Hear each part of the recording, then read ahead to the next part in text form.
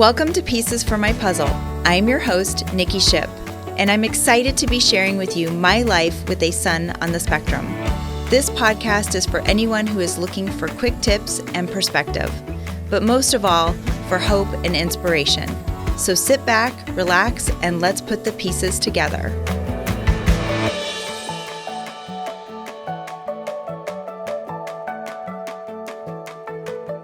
Hello and welcome back to another episode of Pieces for My Puzzle. I'm your host, Nikki Ship. Thank you so much for joining us today. I hope all of you out there had a great holiday season. It's hard to believe that we're into a new year, but I am so excited for what we have planned for this year's lineup. So be sure to stay tuned for the rest of this year and check out all of our latest and exciting episodes that we have coming up. This week, I am super excited to kick off this new year with my dear friend, Randi-Lee Bowslaugh. Let me tell you a little bit about Randy before she actually comes online here. But Randi-Lee is an accomplished author, mental health advocate, and former kickboxing champion based in Ontario, Canada. She has a background in community and justice services and psychology. She has spent years working in social services, including supporting individuals with addiction recovery and acting as an employment counselor. Since publishing her first book, Thoughts of a Wanderer, in 2017, Randi-Lee has dedicated herself to raising awareness about mental health through her writing and speaking. Her diverse portfolio includes nonfiction works, children's books, social stories, and even drawing and storytelling resources. A talented athlete, Randi-Lee was crowned Canadian National Kickboxing Champion in 2015 and competed internationally at the World's Pan Am Games, earning a silver in her division. She also served as a coach during the 2020 Ontario Winter Games, inspiring the next generation of athletes before stepping away from the sport due to chronic illness. Randi-Lee is known for her candid and heartfelt discussions about mental health and parenting, aiming to make others feel seen and supported. When she's not working, she cherishes time with her family. Please welcome Randi-Lee to the show. Randy, thank you so much for being here today. Thanks for having me. Wow, I sound really cool when you say it like that. When I was reading your bio about the kickboxing, I was like, "You go, girl!" Like, maybe I should try, riding the bike. Or just doing something simple. Something. Yeah. Yeah, get out there and get moving. But for those of you listening in today, I have to tell you, Randy, I hope you know, I connected with you immediately. And we met several months back and I learned about you. And I just am so excited to have you on the show because I think you're such an inspiration. And I didn't say too much about more about your personal background because I really want you to be able to share that with our listeners yourself. But, if you can just let our listeners know, share a little bit about kind of what sparked you to write some of these fabulous books. I think you have, is it 16 books? Is that correct? Something like that. I just had one come out in December, so. Okay, so maybe it's like 17. It's like 17 now. So you've written all these books and, I know we've talked about being on the spectrum. So why don't you share with our listeners a little bit about your story and the discovery of what autism, has meant to you and your family and how that came into your life? Oh, geez, a little bit? That's like a whole long story. I know, right? It's enough for a lifetime original at least, right? Probably. So we're going to go back 10 years. No. My kid, who is now 18, she was first diagnosed when she was 8. And my husband and I, though, we knew something was different about her. Like, she just wasn't the same as the other kids. Or, like, my stepdaughter is 3 years older than her, right? So we're like, okay, we've kind of seen what a neurotypical kid is. This is not, something is different. Of course, nobody would believe us because, girls, they're so much harder to diagnose because they present differently than boys. Yes, they do. Yeah. So it wasn't until she was finally 8 when the doctor, after saying, oh, it's ADHD, it's sensory integration disorder, it's mood dysregulation disorder, it's oppositional defiant disorder. I might be missing some, but there was like a whole bunch of diagnoses. And finally she's like, you know what? I think it's autism. Really? Because Right. all of it, yes. Which all those other things you're mentioning are a lot of secondary diagnoses, right? Like, I mean, Drayson has ADHD, global developmental delay, all those things, but I was always taught that it was like a secondary in conjunction with. So I tell people Yes. when you get an autism diagnosis, it's not just autism, it's all these other things, right? Yeah. Yeah. Yeah. It's this big pot.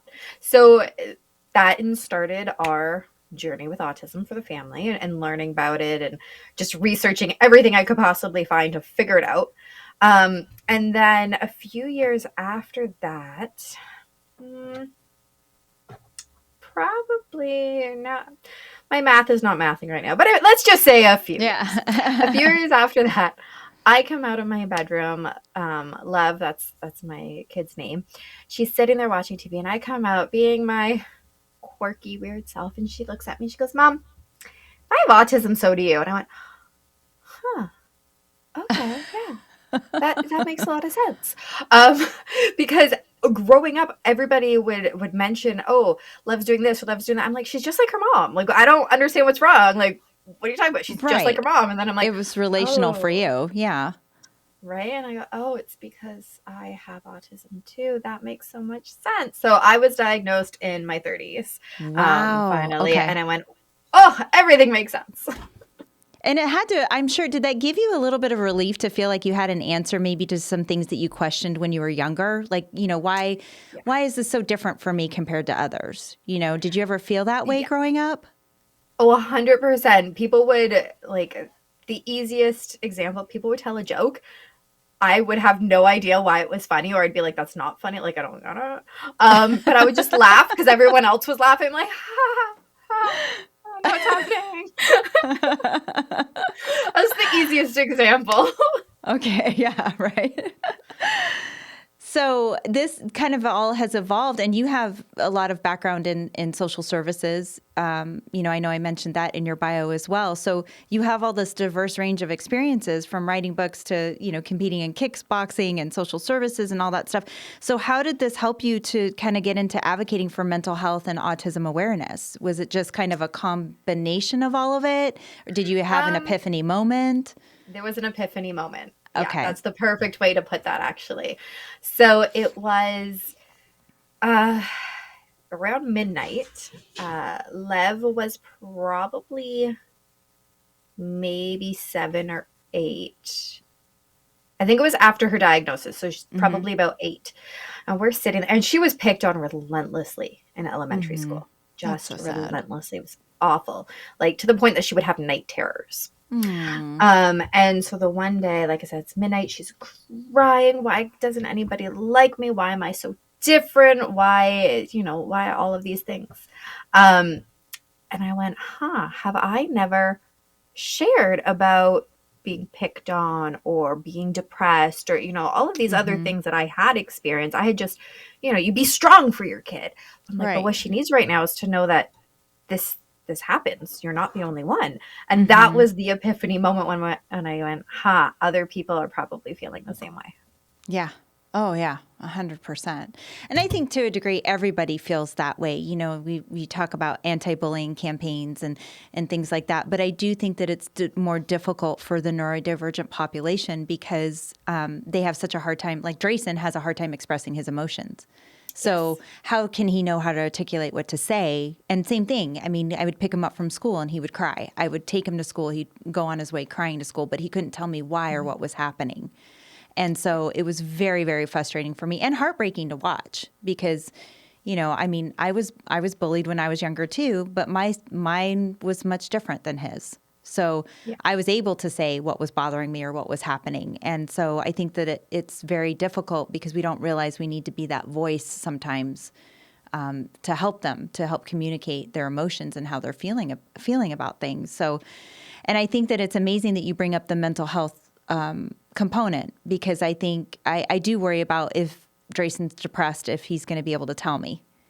Will he be able to articulate that, Or if, it's not just being angry, frustrated, sad, or happy, right? And he's preteen now, so I'm so excited because, Oh, fun. Oh, Yeah, that's so I love this for fun. me. Yay. Yeah, like it's like I'm starting to go through all this. Oh, So I know that there's going to be a level up to those emotions. You know what I mean? So, yeah. so do And it's you, funny. oh, go ahead. Sorry, just one thing, because it's funny that you talk about emotions because I think so many people take for granted that others can identify their feelings, not just kids, but other people in general. And when Yes. I was going through therapy as an adult, Mm-hmm. my therapist had to tell me, oh, no, fine is not an emotion. No, you Right. cannot answer this question with the word fine. And Fine. actually, Yeah. yep. And then I'd actually have to look at the emotion chart and like try to figure out, okay, this is where I'm sitting right now. Mm-hmm. So I think it's really important that, yeah, we don't take for granted that not everybody can identify or express No. those emotions. I have friends that are not on the spectrum, that are not neurodivergent, and they can't communicate at all how they feel. I mean, the miscommunication is awful. So it's like, I think sometimes because we are looking so intensely at that with the neurodivergent population, I almost think that they do have a leg up compared to other people sometimes because they are learning how to articulate that. I just think that that's, always been kind of an issue, right? Yeah. People take it for granted. And I think it's so important not to, like you said, neurodivergent, neurotypical, doesn't matter. Just don't take it for granted. Right, exactly. And so this whole epiphany moment basically inspired you to write your first book, right? Thoughts of a Wanderer. Yes. Okay. That book had been technically being written for 20 years before I published it. Oh my Um, gosh. it was a collection of all the poems that I wrote as a teenager when I was really depressed. Wow. Okay. So when I found them in the basement, it was actually after my grandmother had died and we were cleaning the basement. I went, these are really good. I don't want to throw them out, but what am I going to do with them? They're just sitting in the basement. And I went, and then that with the epiphany moment all happening at the same time, I went, Yep. this is what people need to see. And so then writing the book was, yes, collecting the poems, but more than that was writing my story a little bit at the beginning about where I was at in life, and then a little bit at the end of where I'm at now, to And show, that was that period of time in your life throughout your yeah, teenage years. Right. exactly. Wow. And so tell me a little bit about what people have said about that have read Thoughts of a Wanderer. Because I think it's interesting because I think we can all remember, like I go back and read and I'm like, oh yeah, I felt that way too growing up, you Yeah. know? So the funniest comment came from my mom when she was describing to my dad what it was about. So I'm going to share that comment first because it was just the funniest. And my mom and dad, to my knowledge, like they were broken up before I was born kind of thing. All right. So Okay. this was just my mom explaining to him when the book came out. She goes, yeah, you got to read it. It's a book about how we're bad parents. I was like, that is not what it is. But my mom, after reading it, felt so bad that she didn't know I was depressed at the time, that that's how she took it, right? And I was like, oh my gosh, that is not, like, nowhere in there did I say you were a bad parent. But as a parent, when you don't know that your kid's depressed, because they're not telling you, because they don't have the words, everything we just talked about like a couple minutes ago, right? So Right. that was one of the first things that was said about it, and it really stuck with me. But other people have said it's been very inspirational, the whole I felt that way too, or I thought I was the only one. So, and I think because of all that feedback of saying, wow, somebody's articulating how I'm feeling, went, okay, I can do this whole writing thing. I got this. Right. Like, oh, okay. Yeah. And I mean, do you think that it could be also helpful for parents to use this book with their children, to help identify or maybe relate to some of how their kids are feeling? I mean, I know we're in a different time now, but at the same time, I think the fundamentals of how kids feel is no different than how we felt growing up to some degree. I think that there's a lot more influence of things that they have to deal with that we didn't have to deal with when we were young. Yes. But I do wonder, do you think that it would be something that would be helpful for parents to be able to use as a form of communication with their kids? I definitely think so, especially because depression happens at any age. Like the first time that Lev attempted suicide, she was 9 years old. Oh my God. So we can't just go, oh, they're kids, they have nothing to be worried about. It's not about worry. Depression is not about being worried or sad. It's something completely separate. Right. And so I think having some kind of material, whether it's my book or a different book, let it be my book, some kind of material there, right, to help start the conversation, or for a parent who is not sure how to approach it and they read this book, because again, my mom had no idea that I was writing these thoughts down. Like, some of these poems are about my thoughts of killing myself. Right. And instead of hurting myself, I wrote them down. Mm-hmm. Right. So it was an outlet. And so my mom had no idea. So as another parent who's like, I don't know what's going on with my kid, if they read this book, they might go, wow, so you might seem completely fine. You're passing school. You have some friends. You're fine. But look at what's underneath all of these other things. And it might be able to then broach, more difficult conversations. Yeah. Yeah, absolutely. And I feel like you've overcome so much adversity, throughout your life. Like you've overcome so much, and even to see that this could be used for something good after a very dark time. And then, growing up and having kids and all of that and kind of revisiting that, I think is an amazing thing. And to know that it can now, I'm sure it's helped you with your communication with your own child. Oh, for sure. She actually found my diary from when I was a teenager. She started reading it. I'm like, no. I took it away, but she's like, but I want to know more. So it definitely has sparked some conversations. And I like how you said revisiting those moments, because actually I had mentioned that another book came out in December, and it is actually the sequel to this one that we're talking about. Really? Okay, wonderful. Yeah. So it's called Thoughts of a Warrior as opposed to a Wanderer, right? So it's a collection of poems again, pictures of nature, but it's the coming out the other end. So the combination now of these two books, the hope is that, you're reading them together kind of thing, because the first one is showing, yes, there are very dark times in life. And they can happen at any age. Like I said, I was a teenager, my kid was 9. Like, we have to start these conversations at a very young age, especially for the neurotypicals who have trouble expressing or have trouble understanding the world around them and how they fit in. Because I think a lot of my depression came from not understanding why I felt different. Mm-hmm. And then reading the follow-up book, going, wow, there is light at the end of the tunnel, right? There is something more. There is a way to take back and to move on, is so important. Right. Right. And then you've had a lot of other, she just wants to be on the face. She's trying to take the show from you. She's very pretty. I thought I kicked out all the cats. So we have 5 cats. I thought I kicked all of them out, but she was hiding. She's like, I'm here for it. But so, you've been so openly sharing about your life, and I know one of the battles you've had to face is cancer. Is that correct? Yes. Yeah. And is that what led you to stop your awesome and amazing kickboxing career? Was that part of the reason? Actually, no. It put it on a temporary hold while I had surgeries, but later on I actually developed arthritis in my hips and some fibromyalgia and stuff, and I'm still trying to figure out the best treatment plan, because one day maybe I'll do it again. I want to kick somebody in the face again.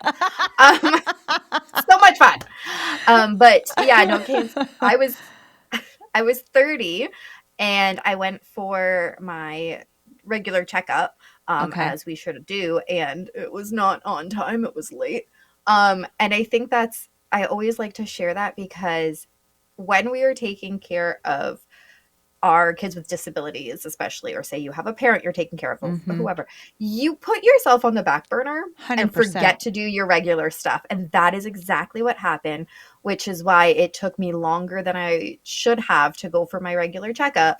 And from that regular checkup, it was not good news. And so at first they said it was just pre-cancer. I'm like, okay, cool, take it out. I don't know what you want. So I had a surgery. They removed a small bit. And once they sent that away for further testing, it came back as it was full cancer. And I went, okay, so take it. Like, I don't need it no more. Right. We're having no children. Take it. Yeah. But I still, because I had just had surgery and this was only a week later, I had to wait for, I think it was about 7 more weeks, because I had to heal in order for them to then cut me open again. Right. So, then I was able to do that. And Yeah, it was a fun time. So that's what I'm saying. Like you've overcome so many challenges, and do you have one, is it just your daughter that has autism? Yes, yeah. Okay. My stepdaughter seems to be okay. Well, she has some mental health, but that's Different. slightly Yeah. different. Yeah. Yeah. So, you've overcome, the autism diagnosis with your daughter. You overcome your own diagnosis, right? And kind of got some answers. You've overcome all of these challenges. You went into kickboxing and you overcame cancer. So, I find so much inspiration in that, Randi-Lee. And the reason why is because I also have had my own share of trials and tribulations, right? But how did you personally feel that you found the strength to kind of keep pursuing all of these different things with all of these challenges happening? Because I think we all have a tendency to have that thought process of, and even when I'm advocating for Drayson, I'm exhausted sometimes after, and I'm like, I just want to I'm ready to just throw in that towel. I'm like, good. So was there anything for you in particular that helped you to really find the strength to keep moving forward on doing mental health awareness and advocacy work? Yeah, so there's definitely a few key components there. So I'm a Christian. My faith in God definitely helped me keep going. My husband and I, sometimes we would go, I'm tapping out, it's your turn. So having that partner where you can do that with, the support, because sometimes you can't, you have nothing left to give. There is nothing left. Right. So being able to say, I'm tapping out, it's all you now, was a really big one. And, the other one, so those are the two biggest ones to help me keep going. The other thing is people would always say things like, oh, you're strong. And coming from you, it doesn't sound the same as coming from previous coworkers, because you do understand, exactly what it's like, right? Whereas I used to, when I was employment counselor, some of the people I worked with, and they were lovely ladies, don't get me wrong, but they didn't understand. Their children were normal, for lack of a better term. They were already grown. They were, didn't have all of these other things. I'm sure they had stuff going on. Don't get me wrong. Everybody's got stuff. But they didn't have the same things. And they would say to me things like, well, why don't you just get a babysitter and go out for the night? Do you know how hard that is when your kid has autism? Like we've tried, right? They're like, just go to the local high school and get somebody. Well, that doesn't work. And they would say things like, well, you're just so strong. We have no choice. Right. Right. Yeah. And it's so important that you're recognizing that, because I hear that a lot too. Oh, I could never do what you do, or you're strong. You'll get it figured out. Well, I don't have any other choice. What choice do I have? Exactly. That was always my response. They'd be like, oh, how do you do it? You're so strong. I'm like, I don't have another choice. What am I supposed to do? Just walk away from my kid, say bye, peace out. Like, you have no choice. You figure it out. And I think being put between a rock and a hard place and having to figure it out is in and of itself a perseverance level that I think we forget about because we're so exhausted. Yeah. Yeah. And I mean, I guess there really is a choice, but it's like, I'm not on the other end of that. Like you were saying, like, it's like, well, I'm not going to abandon my child. I'm not going to just stop because I can't deal with it right now, because, it's not fair to him. I think there's also a level of commitment that you give your child that's, for any parent, when you're committed to your kids in that way, it's very taxing. And you're right. There's, I have some friends that don't have kids and very flippant, we'll just do this. I'm like, it doesn't work like that. Like, it doesn't work like that. Or do you think I haven't tried that? Like, that kind of thing. Right. Exactly. And that's why you have to try and find all these other resources and respite. When we finally found respite, and they would take her for a weekend every so many weeks or whatever, it was such a relief. Yeah. Of course, then there came a time when she's like, I don't want to go anymore. But she was older by then, so it wasn't as bad. But I'm just like, oh. Oh, no. I remember the first time my husband and I went out to dinner with respite care. And I don't think we really even talked much. We just sat there and looked at each other because we didn't know what to do, because we were always in that manage mode that we didn't know what to do. And we were like, Like, what do we do? This is so weird. And all we talked about was Drayson. And I was like, oh my gosh, like we've got to figure out how to talk about something else, because that's all we were talking about at dinner. It was just one of those things where it was so foreign to us. We had gotten so conditioned of just always focusing on Drayson and taking care of Drayson that when we finally got Hab and Respite in play, it was like a game changer for us. And I think, it is hard just even getting to that point. But once you do, you realize that it benefits everybody. And then you get to still be mom or dad, and you don't have to be also the caregiver. You can still be you can still be mom and dad. And I think that was big. Yeah, sometimes I think we lose our own self identity when we're so focused on taking care of someone else. And I've interviewed somebody on my show, and that was her thing. She was taking care of her mom who was very sick, because it doesn't necessarily have to be a kid with a disability, right? If you're taking care of an elderly parent or a sick parent or a sibling, whatever, it's all consuming. And then when they're not there anymore, or you have a moment to yourself, well, who the heck am I anymore? Who am I? And I think that's why, for me, that's when I found writing and kickboxing. It was like, I need to find me. Who the heck am I? Yeah. Right.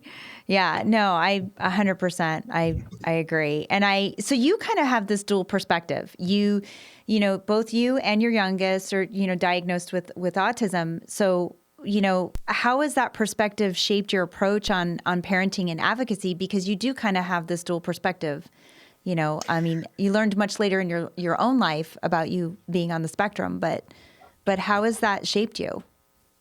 Yeah. So I think in the early days, so before I knew that I was on the spectrum too, and in the early days when I knew very little about it, you want to believe that the schools are telling you what's best for your child. Whereas I learned after a little while, they're telling you what's best for them. Yeah. And then you have to put on your big girl panties and figure it out. Such a great way to put it too, that they're telling you what's best for them, not you.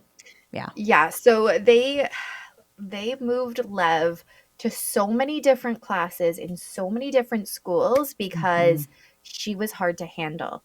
And the thing was, at first I was like, okay, that sounds great. Great. This class is only 8 kids. That sounds fantastic. Oh, this class has a social worker in it. Okay, let's try that one. Like, I didn't know. And then I come to realize, well, the more we move her, the harder it is, because she has no routine. She's finally learning expectations and routine. And you're going, no, let's move her. We found this other place. Yeah. So, at the very beginning, I'm going, okay, whatever you say, because I don't know anything. And then as I'm learning more as a parent and learning more of the resources out there, I'm becoming more vocal and more, let me think about it. The school hated to hear that. Honestly, I don't know how the schools are where you live, but if you live in Ontario, tell them I will think about it. Because what they always try to do is make you make a decision emotionally without having time to process the information, do any of your own research, and actually figure out, is this the best plan?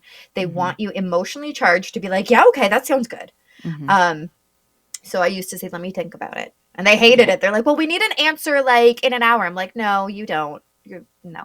Right. You will get an answer when I would get pushed for that too. Well, we need to solidify this IEP. We need to solidify this. This has to be done. Like, and you do feel a little push to make decisions like quickly. And it was very, very, at first I was like exactly like you. I thought that they knew what was best. I trusted the system. Okay, great. And even with an advocate, it wasn't until I really started bringing in advocates that I was like starting to ask more questions, and they hated me. I mean, the school that we were at prior to where Drayson is now, they just loved me. Like they, I mean, I got the reputation of being involved, in quotations involved. I was like, oh, that's a nice way of saying a name for something else, I'm sure. But right. Yeah. Well, because they always try to show like a force, right? Where like, because if you're walking into a meeting, there's never just one of them. Yeah. It's never just like you and the teacher, you and the principal. It's always at least 3 of them to 1 of you. Yeah. And even the one meeting, there was honestly, the room was so big. It was me, the worker from Bethesda came, so she was on my side. And then there was one other social worker that I liked that was there, but the superintendent was there, Oh yeah. principal, vice I had principal, the principal. teacher, the social worker of the school, like all of them. And I'm like, wow, even the superintendent, wow, we're getting some real attention. But they want to bully you into doing what's Yeah. easiest and best for them on paper, because Mhm. the schools, again, at least here, the schools don't want to show that they aren't equipped. No, it's very similar here, I believe, in the United States, at least for us here in Yeah. Arizona. I've had the very similar experiences to what you're describing. And I think the most I had, gosh, here's a fun game. How many people have I had in an IEP meeting in a room at one time for Drayson? And I'm not exaggerating when I tell you, I think it was like 10 or 11 people. Yeah, the meeting I'm thinking of, there was like 10 or 11, Yeah. huge room. Oh, Yep. nuts. And I remember walking in and they had 5 or 6 people on their side and I walked in with 5 or 4 or 5 and I remember they were a little shocked. But I remember the next time I walked in with them, I thought, well, you're walking in with a panel. I'm going to walk in with my panel. But I think what was really heartbreaking for me as a parent was, like you were saying, like, oh, superintendent's here. Like we're getting some attention. We're going to get some traction on this. But I started to feel like everything was a dictation. They were dictating to me, this is what it needs to be. This is how it should be. This is how it looks. And I would have, people from his care team there to make sure we were aligning their goals with our home goals. Like I was trying to coordinate just the logistics of keeping things synonymous. But then when I started really looking for the data, they couldn't produce the data. And that's when I really started to go, wait a minute, something's not right here. But I didn't know. Right. And I think that that's where it was, I had to take responsibility and try to learn it myself. And that was, that's difficult. That's a difficult thing to do. It's so hard because all the kids are so different too. And unless you can find like a podcast like this or other parents that can tell you, hey, I've been there. This is what I learned. It's so hard. So well, part of the reason why I came out with this podcast was to be that squeaky wheel, basically. Like, be curious, ask questions, and it's okay that you're asking questions, and don't make you feel bad for asking questions, because you're not. I feel like there's nothing wrong with you asking questions on behalf of your child. Exactly. Yeah. And one other story on this specific topic, when Lev was in grade, I want to say it was 5, it might have been 6. And it was that big meeting, and they said, okay, well, we have this alternative classroom. I said, okay, well, we'll check it out. We'll see. And Lev and I went, and it looked really cool. And you could use the 3D printer, and they had beanbag chairs and all of this other stuff. Lev lasted 3 days in that classroom, went, Mom, I'm not learning anything.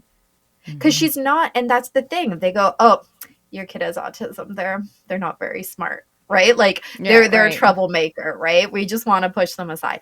And she was, why am I going to school if I'm not learning anything? If I'm not doing anything? They were giving her like grade 2 math, and math was her strongest subject. That she understood it because it's very black and white. And so we started doing work at home. I said, okay, fine, you don't have to go back to that class. The school kept pushing me to officially say we were homeschooling. I said, no, because I don't want us to be homeschooling. I want her to be in a classroom. So no, I am not going to sign this paper. You need to figure it out. Yes, we're homeschooling right now because I'm not going to let her fall behind, but you need to figure it out. And it was really frustrating because then they said, okay, well, we'll get this alternative teacher coming to the house. So there's all these weird different things. But the idea was that you could get 5 hours of a teacher coming to the house, or normally they would meet, say, in the library or somewhere else. But based on our circumstances, they said, okay, so we're going to try and find somebody, and they'll come an hour each day to do work, which doesn't sound like a lot, but honestly, schoolwork can be done in 2 hours. Most of the school day is spent doing other stuff. Right. And I said, okay, great. It took them, though, because we started doing our little, like, I stopped sending her to that classroom in January. They didn't have her coming out to the house until April or May. Oh my gosh. So, and that's why they kept saying, well, are you homeschooling then? Want to send in this paper saying you're homeschooling? I said, no, I don't want to. I want you to figure this out. And so, yeah, advocating and finding your voice is just so important because they are going to push you to do what is easy for them. Yeah. Don't do it if that's not what you want. Push for what you know your kid needs. Yeah, I've never been more assertive in my life than when it comes to my child. And it's so funny because I didn't even know that I had that in me until I had to start dealing with stuff like this, you know. So it does make me feel better, even though I'm grown and past that around that time too. Like makes me feel so much better that I wasn't alone in those scenarios as well. So no, because it's like, was I the only one that did? Like, am I the bee in this situation? Yeah, exactly. You're like, am I going crazy? Yeah, exactly. Well, for those of you listening in, we're going to continue our conversation next week with part 2 of Punching Through Life with Randi-Lee. So stay tuned for more next week. Randi, thank you so much for being on the show today. I greatly appreciate you. This concludes our, absolutely. Anytime. This concludes our episode for today. If you have questions, comments, or even a show topic that you would like to hear about, please feel free to send me an email at info@piecesformypuzzle.com. I'd love to hear from you. Don't forget to like and follow us on Facebook and Instagram if you haven't already, or feel free to subscribe to our YouTube channel. If you like what you're hearing, please spread the word to others that this would help, and feel free to give us a good rating on your preferred podcast platform of choice. Thanks again for tuning in. Until next time, keep working on your puzzle, and remember, you don't have to have it all solved in a day. Take care.